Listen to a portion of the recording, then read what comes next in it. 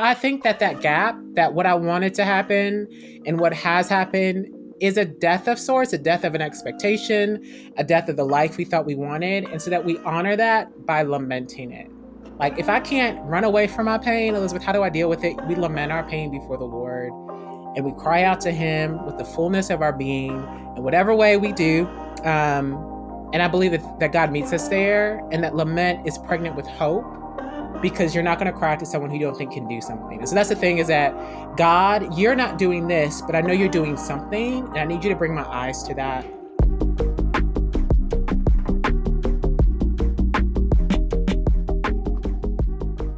Hey friends, welcome to the Word Made Digital podcast on YouTube. I'm the host, Joanna LaFleur, and this is season 8 of the podcast. Thanks for joining, for catching these episodes. We're leaning into hope and positivity for the future because it's been a rough couple of years. So enjoy this episode of the podcast. And hey, if you want to check out 7 seasons of archives of the podcast, as well as tutorials, practical help for you in church communications, creative, websites, social media, we got it all here on the YouTube channel. So subscribe now and enjoy this episode. Elizabeth Woodson, welcome to Word Made Digital. I'm so glad to have you on the podcast. Thank you. I am excited to be here. Okay, give us the intro on who you are. We were just talking about Dallas is where you are from, but give us kind of paint a picture of your life, give some context for your life and ministry. Yeah, I am a Bible teacher and author in Dallas, and which basically means I work for myself. And so that has been a recent transition. I, for about 7 years, worked on staff at 2 different churches in Dallas, not at the same time, but have experience leading singles ministry, which I got lots of great stories from leading singles ministry, and then doing theological education at a church in North Dallas. And so I just have a heart for helping people understand what it means to walk with Jesus in the everyday. Yeah. So how do we take what we read in our Bibles and apply them in the moments when life is good and life is hard and everything in between? Been to seminary at Dallas Theological Seminary, and the Lord just brought me to ministry from a career in business. So I have a background in nonprofit accounting, did that for about 10 years. And then I was volunteering at a local church I was going to when I was in Chicago at this time, and just had such a great experience. I was like, man, I want to do this, and I want to help people understand what it means to follow Jesus. Now, there's a much bigger story there, but it was that experience that led me to quit my job, sell my stuff in 2010, and come down to Dallas on a hope and a dream. Wow. And God's done a big work in my life since then. So that's how I got into ministry, and I love what I do. I love meeting new people, hearing their stories, and talking about Jesus. Okay, well, let's at least, maybe we'll get more pieces of the story as we go here, but what you've just said is that you're more recently, I don't know what the word you used, if you said self-employed or entrepreneur, but there's this, it sounds like you've left your sort of official church role and gone out on your own, which is something I did a number of years ago myself. So I totally resonate. How did you do that? Why did you do that? Maybe can you tell us a bit of that story? Like, how did you know it was time to do that? What are you excited to try and dip your toes into now? Yeah, it probably was a mix of a couple different things, but the main thing was, man, I think for church ministry, there comes a point where you're like, I'm gonna dig in and I'm gonna be with these people and I'm gonna be in this place. And that's just really essential to you doing church ministry really well. Mm-hmm. And I think I realized a point where these are wonderful people and this is a wonderful purpose, but maybe this isn't the place I need to be. And so kind of wrestling with the Lord over, is this what you have for me? Is it something else? And feeling like God was like, I need you to take a step of faith, but I need you to take the step before I tell you what's on the other side. Wow. And that's the wonderful, wonderful journey of faith that is beautiful, but hard at the same time. And it really is. I am passionate about helping people take that next step in their spiritual growth.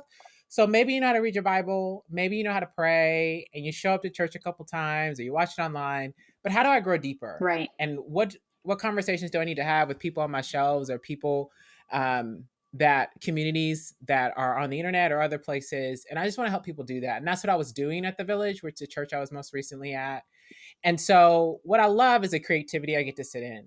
And so I get to create content, both on social media and both offline. I get to speak in different places. And so for me, that's still a super creative experience, preparing a message and giving it to people with the purpose of how can I equip you and inspire you on your journey with the Lord. But it's also super scary. Entrepreneurship is not easy. And so to me, it is okay, Elizabeth, how do you trust the Lord? But then how do you use the good tools that are available to you by people who've done this before? And so it's a lot of learning for me because it's a new space. It's an exciting creative space, but a new space for me to be in. Well, and if you come from an accounting background, I'm sure you've got some sort of spreadsheet, like when can I leave my job, or like, financially, when does this make sense? Because, like we can talk a lot about following God in an act of faith, and yes, Yeah. that's the number one thing. But I think then there's also people who just do something dumb. Mm-hmm. Like they watch That's too real. many YouTube videos about people who quit their jobs, and they have Listen. like no real plan, and they don't Right. have a spreadsheet. Like I'm assuming someone like you might, I don't have spreadsheets, but I assume someone like you might have. So maybe what were some of those practical things, like, or were there like voices that you wanted to check in with? Like, is this just me? Am I crazy? Or is this like the right thing? Because a lot of people right now, we're calling it, right, the great resignation. A ton of Yep. people Yep. have either left work or are wanting to, or dreaming of, or thinking about, conspiring Right. about how could I leave? And there's something maybe God is stirring in us about change. Yeah. Yeah. So how did you figure out like Yeah. that was the moment? It was because I agree that you can have dreams, but you have no like strategy behind the dreams. You're not gonna go very Yeah. far. Because it's not that I'm not doing work anymore. I'm just doing a different kind of work. I'm choosing my heart. And I just choose a different sort of heart instead of working in the local church. I want to support the church. And so I talked to a lot of members of my community, like my parents, my sister, my really close friends, and just people who I knew wouldn't just say, "Oh, that's a really great dream. Go ahead and do it." But okay, how are you going to make money? How are you going to pay your bills? Hmm. What's the plan? What's your 6 month plan? What's your year plan? What are you hoping to accomplish? And as you're talking about things in your head, you sound like a superstar. You sound like you have all these great ideas. But when you have to verbalize it to somebody else, then you realize, oh, either I do have a good idea or maybe I need to go back and think about that some more. Yeah. Oh, And that's so, actually a cool way of yeah, saying it. That like in your head it sounds good, but if you can't articulate it clearly to somebody else, maybe it's yeah. not as good as you thought. Yeah. And it's humbling because you're like, oh, I thought that was really great. And maybe it's not as Mm, great as I thought it was. But I want to be the best Elizabeth possible. mm, And so what I know is that that's a learning curve. I need to give myself to the work. But for me, it was planning out my exit. So it wasn't just me deciding I want to leave and the next day I put in my notice. It was, okay, what's the timeline? mhm, What needs to happen so I leave my church well, so that they're not trying to put things together to deal with the mess that I've left? How mm, can I love them well in the exit? And then, okay, Elizabeth, what are you going to do? What's your month goal? What's your 3 month goal? Like, what are you trying to do? And that to me has been really helpful. Working with the business coach has been really helpful, again, just to keep me accountable to do things. Um, and so that's probably what I did is I created a plan to leave and also create a plan for what I would do once I left. Because with no plan, things get a little wonky. mm. Okay, so what I'd love to talk to you about then, I mean, coming from both your education and like you've Hmm. studied Christian education and then you've Yep. like worked it in the local church. Hmm. Um, I think it's a big topic. I mean, obviously you studied it for a Yeah. lot of years, but like discipleship is not going so well in most No. churches. No. Like for Christian formation, Yeah. how to become form yourself like Jesus, Yeah. and know him better and live like that, and then invite Hmm. others, disciples who make disciples, all this kind of stuff. Yep. A lot of churches Yep. talk about it. A lot of churches, well, not a lot, some churches even have a plan. But Yeah. I think, we're seeing like the fruit right now of a lot of Hmm. bad discipleship. Bad as in Yeah. either it didn't have it, lacking, like it lacked, didn't Yeah. exist, or like bad theology, that has made Yep. people, Yep. make it all about themselves. It's a Yeah. huge topic, but I'd love your insight into this whole conversation. Yep. Um, I mean, at some level, it's just like, what do we do? Like, there's some stuff that Yeah. hasn't worked. How do we fix it? How do we fix it, Elizabeth? How do we disciple Well, people? here's my perfect plan, Yeah. Joanna. It is, that's a really great question, because we are seeing the fruit of, you have people who supposedly are in church every Sunday, or most Sundays of the month, and you're hearing a message, and it should be about Jesus. And so it should be pointing you to follow Jesus. And the fruit of it is that it doesn't look like those two things match up. What the Bible says about following Jesus and how we're showing up in the world. And I think there's a couple different things in it. I think one is that discipleship is this process of learning that we dedicate ourselves to. Hmm. And so it's not just information, it is information lived out. So it's information in community. It is this, how am I applying the things that I'm reading about? How am I being challenged about how I view the world? Hmm. And challenged in a good way to say, maybe you're holding on to some things that actually don't measure up with what Jesus says. But here's a question: do I actually know what I believe as a Christian? Do I know the things that are essential and have been essential for thousands of Mm. years to identify me as a follower of Jesus? And am I able to see the ways in my own life or in my culture where those things don't measure up? Can I do? What I see is people majoring in the minors and failing in the majors. Hmm. And so we love to fight on Twitter. The best place to bitch a Now owned battle by with people. Elon Musk. Oh, girl, that's a whole nother. It's like, oh gosh, that I have no problem dishonoring image bearers to get my point across. And so it's things like that. It's like, it is, what does it mean for us to be followers of Jesus? Where am I learning that in depth? Learning that from a diverse group of voices, but then being challenged to live it out all the time. Hmm. And so partly it's, there isn't any challenging, that our churches are consumer. We're consumer based. That you come and sit and you receive and you go home. Yeah. Any educational philosophy conversation will tell you your learning is not just going to come from you hearing something Right. and just not doing passively This like anything about lecture it. style is not, Yeah. it's limited. There, I don't know, you Yep. may know whatever the percentages are. Yeah. Like we only remember like 20% of what we hear or something like Exactly. that. Exactly. And like you said, limited is a great word, that we need to have areas that I regularly show up to where I'm engaged in ways that help me remember more, but also live out more and be formed and be accountable. And that takes time, that takes effort, and that takes a consistency that maybe everybody doesn't want to show up Hmm. for. And so to me, it's the ways and the environments we're providing in our churches for people to grow, and our willingness to acknowledge the ways in which they're broken and try to do something new.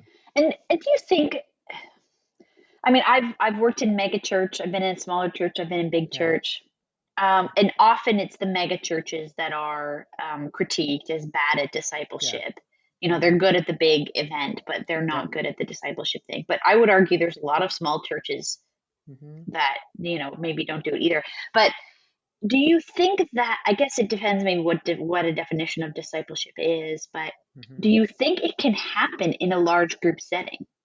Does it have to be smaller groups oriented?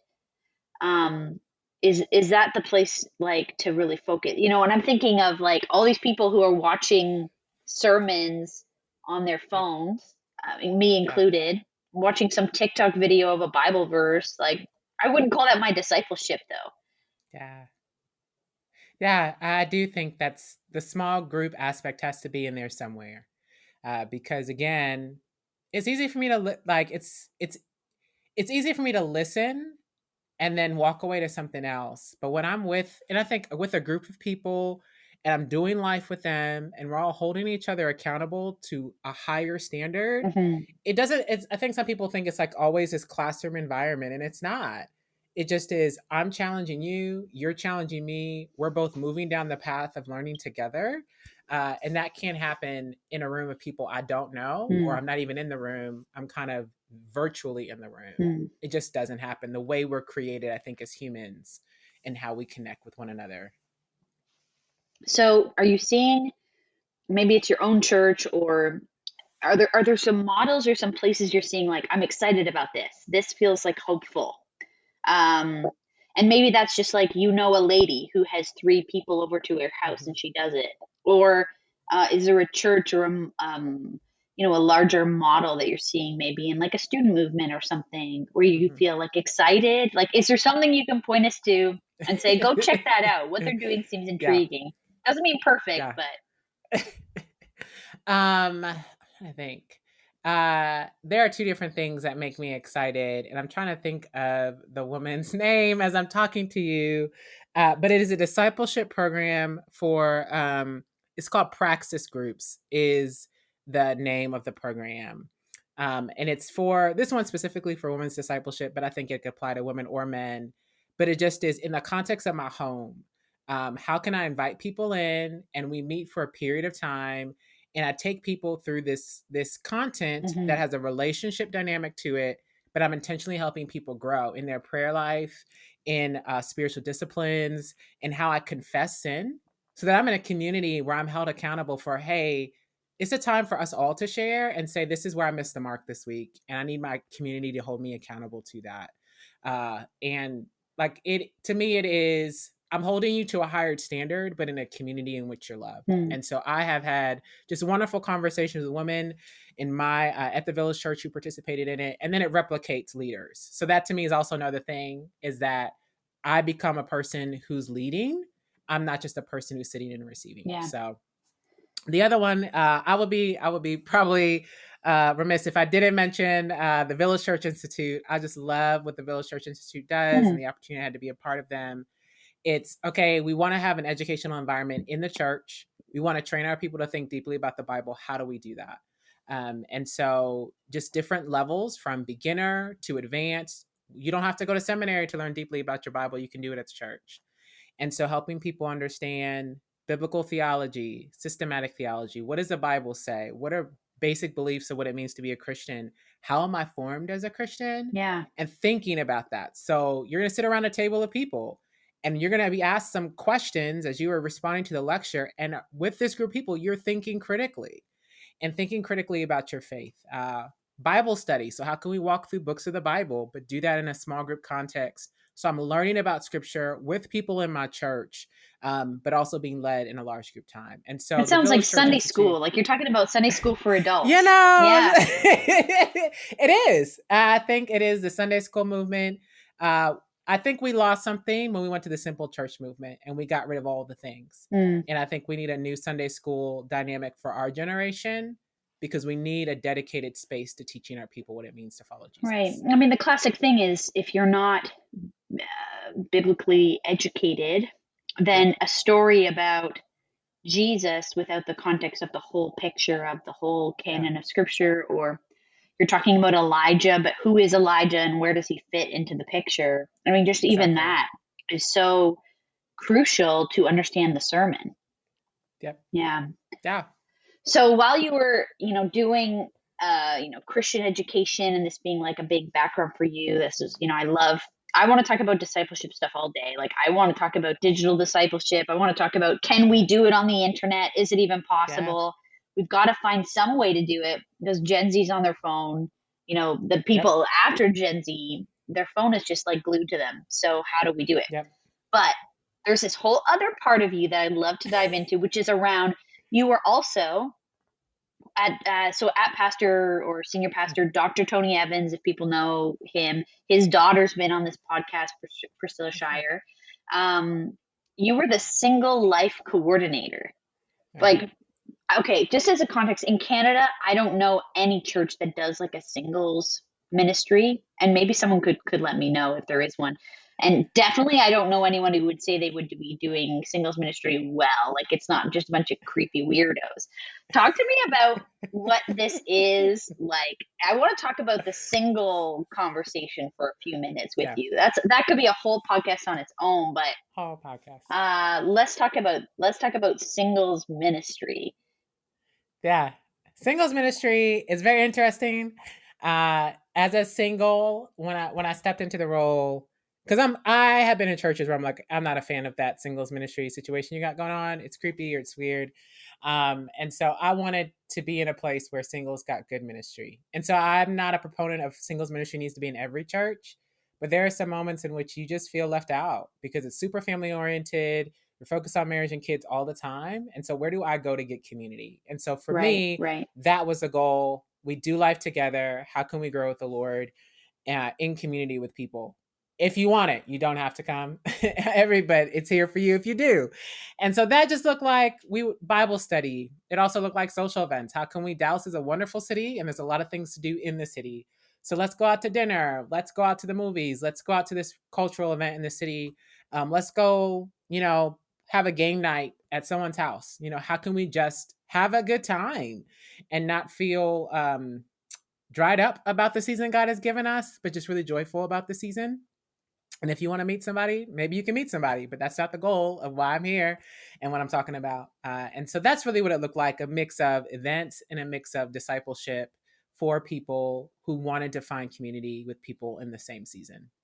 And when you talk about it as a season, I guess to me that implies that it ends.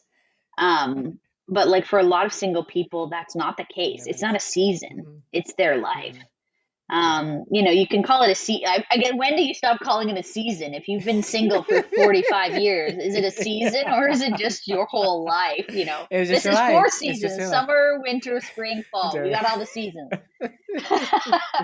um, so I don't even know if that's a question, but I'm just saying, there is this kind of idea of it's like the Oh yeah. holding pen or the waiting period. Yep. Yep. How do you grapple with that, or how do you talk about that? Yeah. Yeah. It is because it's true. I didn't want to be the person who would give people false hope, right? If you want to hope for a spouse, hope till Jesus comes back. But I'm not going to tell you God's making guarantees He hasn't told you. And so, how do we face the Right. question in the room that nobody wants to face, which is what happens if you don't get married? And you know what happens? You still have a wonderful and beautiful life because that's what you've always had. And so, it is how do I help people realize you have purpose, that you have a mission that God has sent you in to do in this world? You have gifts, you have talents, you have interests. There's so many wonderful opportunities of things you could experience. How can I intentionally cultivate joy in my life, create a community of people I love, experiences I love, and just steward the life I have well? If I get married, great. I'm going to continue to do the same thing. And if I don't, great. I'm going to do the same thing because the goal is living well. The goal isn't to get married, it's to be faithful in our life with the Lord. And that is a hard, hard truth to try to encourage people to believe because people believe that marriage is better, Right. that singleness is junior varsity, marriage is varsity. They're different but neither one is better than the other. I love that you And that's said the that the truth of varsity and the junior varsity. I've Mhm. at some point in the podcast we've had that conversation about singleness. Yeah, and it's this idea. It's not the junior varsity. It's an entirely different sport. It's not like Right. a less than. It's like literally you're playing a different game. It's a totally Yeah. different kind of approach to life. Yeah. And what are some of the things like that like I'm thinking not the single people. Like most people listening to this podcast are not single Mhm. people. Mhm. What are some things you would want to talk about to just like the church folks who are listening? What are maybe some things that they need to know or understand or consider around single people? Because we know like so many people are single now more Yeah. than ever before. And Yeah. and what do you think from your sort of vantage point as leading this kind of ministry, or some of those Yeah. misconceptions or things like, oh, I just wish people would get this? Yeah. That you don't have a better life than I do. And so what that means is every time I can talk to people and be sharing about things I'm doing or accomplishments I've had, and without fail, if someone hasn't seen me in a while, they're like, "Hey, that's great, but did you meet somebody?" And I'm like, Yeah, I've done all these yeah, things, but all you really care about is whether I'm in a relationship. And some people, that's what they really want. So it's this tension of you want to help give people hope, but normalize singleness and normalize it as a good place in life to be because it's different, not lesser than or better than marriage. How do we create community for people? And so a lot of times singles will come into the church, and because I don't have a child or a spouse, it's hard for me to get connected. It's hard for me to feel a part of a community. And so, how are we intentionally making ways for singles to have a seat at the table? I always tell people like holidays. Like Dallas is a city full of transients. So people move here and they might not have family here. Like on Thanksgiving and Christmas and Easter and the holidays where you might normally be around the table with people. Like, are we making sure those who don't have a home, or don't have extended family have family to sit at? Because really, this is what it is to me: is what is our theology of family? And that the Bible uses brother and sister a whole lot to talk about who we are. We are one unified family as believers. And that should be the Mm. community I walk into in the church. And so that's from sermon illustrations. That's from who's giving the announcements. That's from who's on staff and who's helping make decisions for the ministry that we do, and what ministry is needed. It's hard to make decisions for people whose voices you don't invite to the table because they can only speak for themselves. And so to me, it's, am I creating a community that focuses on family for everybody or just family for people who have a nuclear family? Yeah, I love that. And I think there's something, as you're talking about the holidays, it makes me think of this idea for singles of being celebrated, where like Yeah. if especially for women, but it's the same for men, like there's these Yeah. milestones in life, like when you become a parent, Yes. when you get married, where you get like literal like gifts, like thousands and thousands of Yes. dollars in presents. Yes. That's the culture.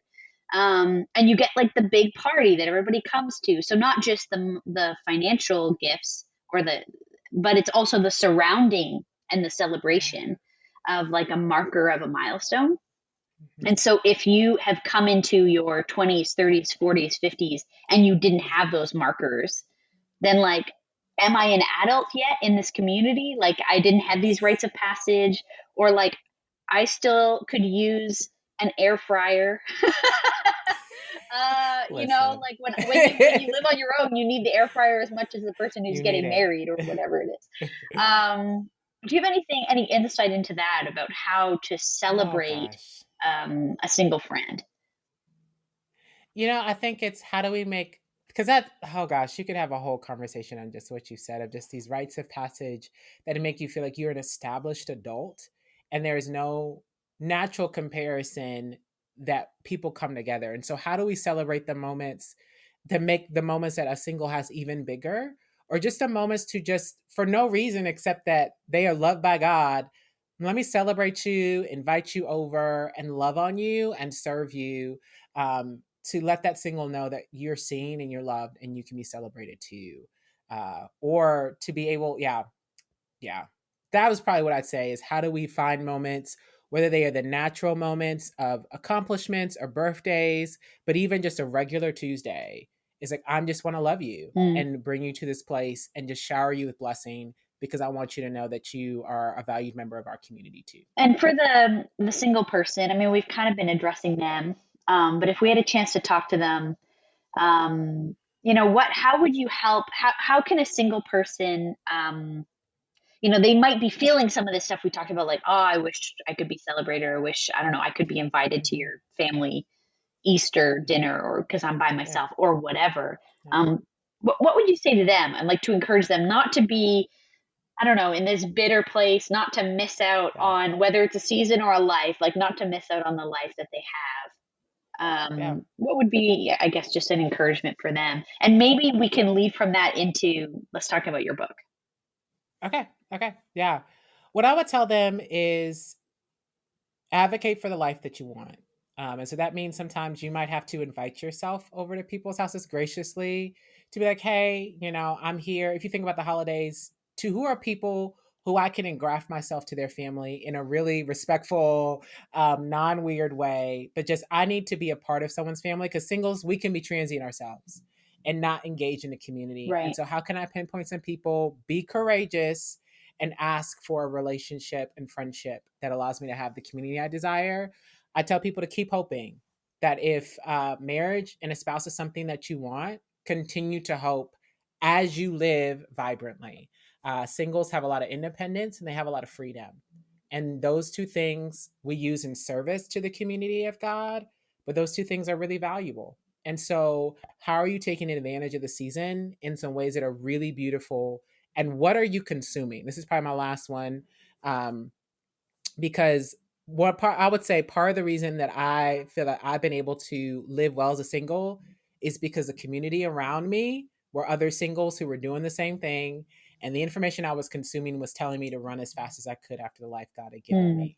And so, who's around you? What are you consuming? Because those things can affect our disposition about feeling like what we have is a blessing or something we'd rather get rid of. Yeah, I mean, you wrote this book not so long ago. Embrace your life, Hmm. how to find joy when the life you have is not the life you hope for. And like, Yeah. we're talking about the conversation meandered into this idea of singleness because that's you have like a literally you were like the professional singles organizer, which is pretty cool. But whether you wanted that title or not, that was in a season of your life, that was your job. Yeah. And so Yeah. a lot of us, though, have a life that is not exactly Hmm. what we hope for. Like that's most of the time for most Yeah. people. Um, Yeah. so, okay, why did you write the book? Because I mean, I guess why did it need to be a book? Because Yeah. you could have written about a few other topics like we've already hit on. Yeah. So why this conversation? I think some of the conversations that are the best to write about are the conversations that you've lived. Mm, And so I've had to learn how to embrace the life that I've been given.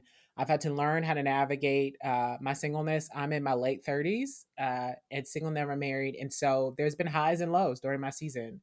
But then being in ministry, I've met people who have had a plethora of other things I didn't want. And the two groups of people that I would talk to are mainly two groups of people who were trying to make it work. Like they were trying to thrive and we're having conversations to keep them going. And then people who got stuck, right? Every time you talk to them, it's the same thing. mm, They're replaying the same tape. They can't get past it. And that made me really sad because their life had so much potential, yeah. but they couldn't get to it because they were stuck in a place. And I wanted people to get unstuck. Like, I know what it feels to be hopeless. Like, I know what it feels to be like, God, I don't know how I'm going to get past this or deal with this. And to see God get me past it and to see me help me deal with it, as I want to share that wisdom with someone else for any season you're in, you can pull the book off the shelf and say, okay, this is what I can remember and then do in my life as a believer to help me steward the life that God has given me well, no matter what that life has brought with it that I don't particularly want. Yeah, and you talk about in the book too, you had this thread of the life of Joshua. Mm-hmm. Um, so what was it about that story of Joshua in the Bible that resonates with this idea? Like, this is not the life I thought I would have. How do I?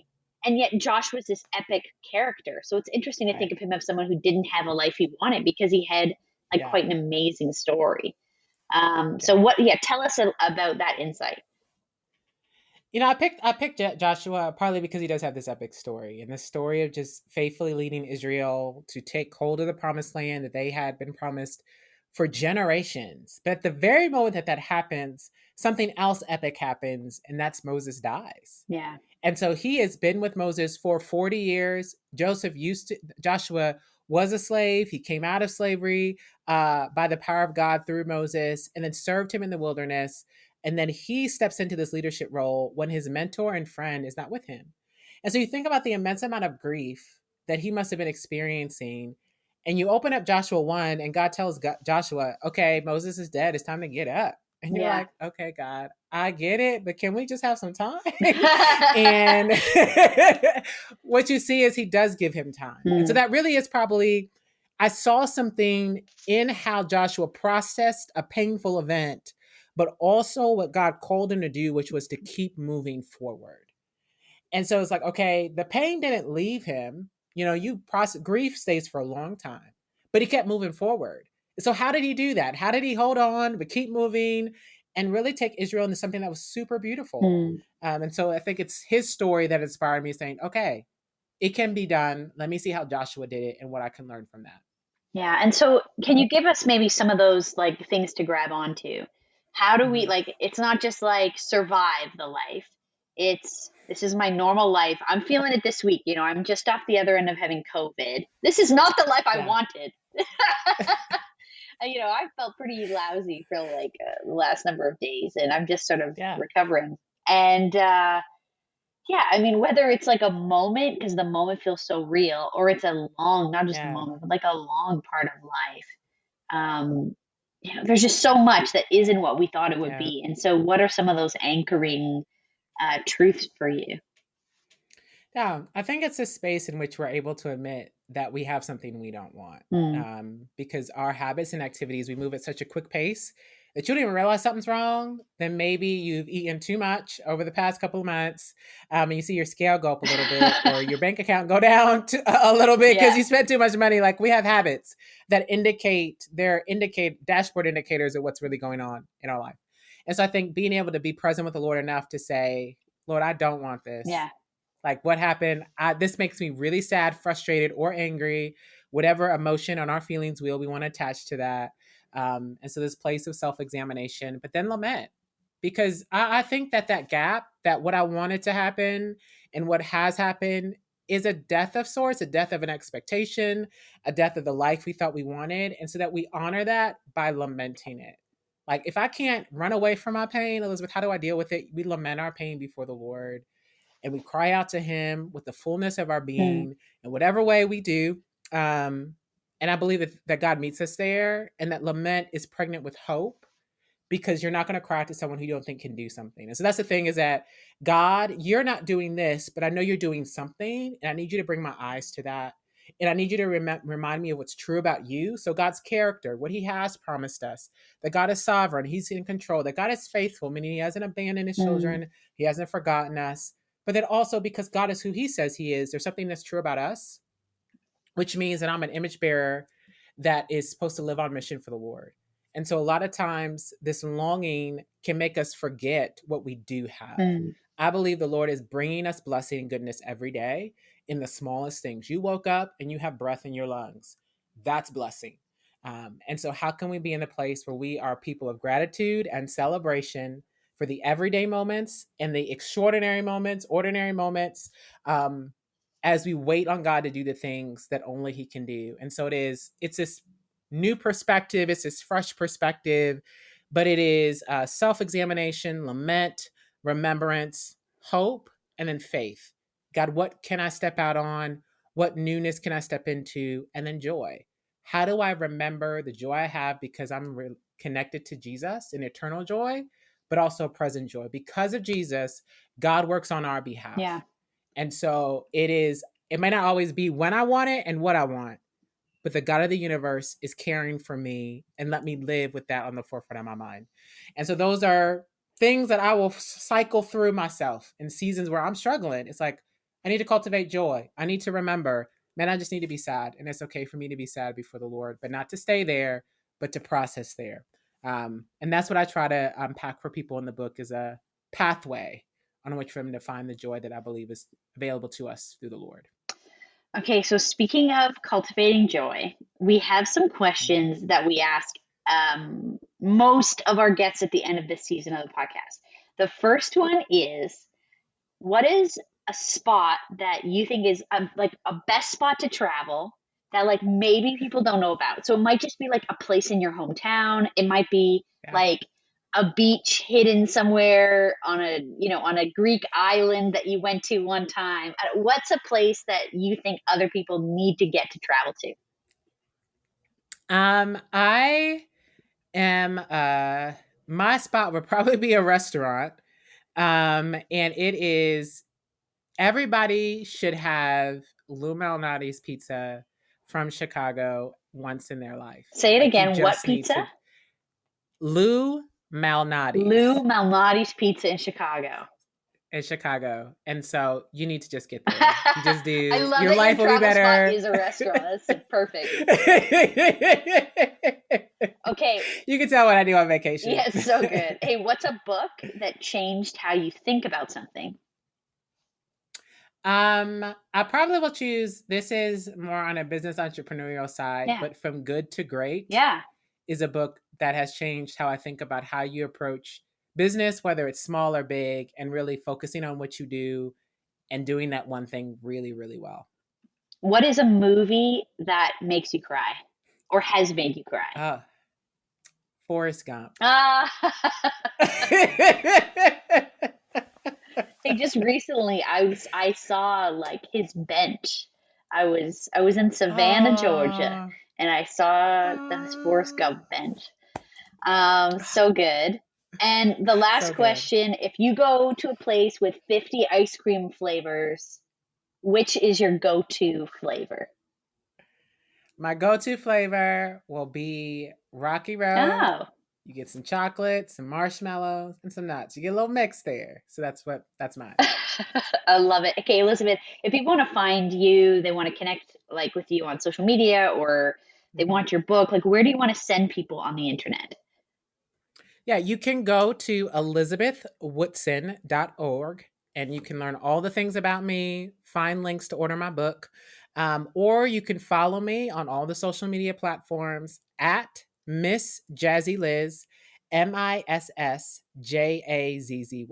Jazzy Liz, Miss Jazzy Liz. And do most people call you Yes. Elizabeth or they call you Liz? It's a mixture of All both. right, all right. I get the same. It's Joe or Joanna, depends whatever people feel like. Elizabeth, Jazzy Liz, thank you. Thank you so much. I Yeah. really enjoyed the conversation today. Oh, thank you. It was fun to be here.